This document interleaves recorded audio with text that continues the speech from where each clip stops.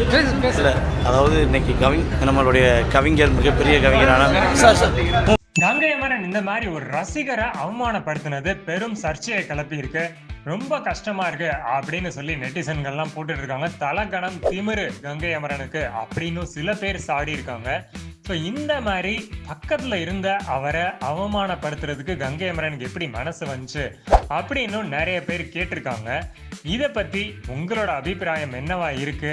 அவர் அந்த இடத்துல யதார்த்தமா ஏதோ செஞ்சிருந்தாரா, இல்ல பர்பஸ்ஃபுல்லா ஏதோ ஒன்று நடந்துருச்சா அப்படின்றது அவருக்கு தான் தெரியும். ஸோ அவரே இதுக்கான எக்ஸ்பிளனேஷனை கொடுத்தாதான் நமக்கு உண்மையை புரியும் அப்படின்னு சொல்லிட்டு அடுத்து ஒரு ரத்த கலரிய பாருங்க.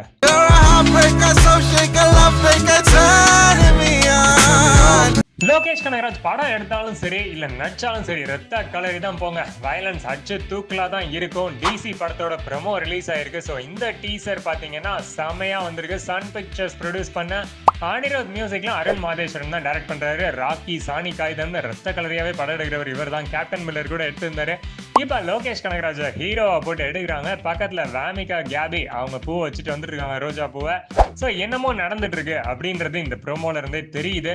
ஸோ இது நிச்சயமா அந்த மாதிரி படம் தான். டிசி அப்படின்னா என்னன்னா தேவ்தாஸ் அப்படின்னு லோகேஷ்க்கு பேர் வச்சிருக்காங்க, சந்திரா அப்படின்னு இவங்களுக்கு பேர் வச்சிருக்காங்க.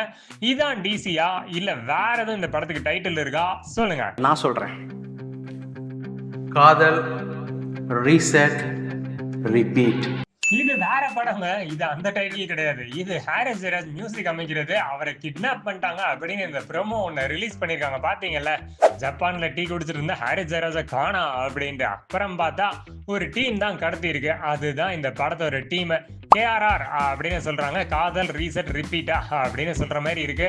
ஹாரிஸ் ஜெயராஜ் பாட்டெல்லாம் கேட்டு ரொம்ப நாள் ஆயிடுச்சு. அனிருத், சாய் அபியங்கர் இவங்களெல்லாம் கொஞ்ச நாள் வெயிட் பண்ண வச்சுட்டு இந்த மாதிரி ஹாரிஸ் AR ரஹ்மான் குத்த விடுங்கப்பா, அப்புறம் பார்க்கலாம் எப்படி இருக்குன்னு. ஏல் விஜய் அந்த படத்தை டைரக்ட் பண்றாரு. ஸோ முற்றிலும் இது ஒரு காதல் சம்பந்தமான படம். எப்படி வரப்போகுது அடுத்தடுத்த அப்டேட்ஸ் இல்லைன்னு பார்த்துக்கலாமா? லைக் ஷேர் சப்ஸ்கிரைப் பண்ண ரெடியா இருங்க. அடுத்த போமா. பாய்.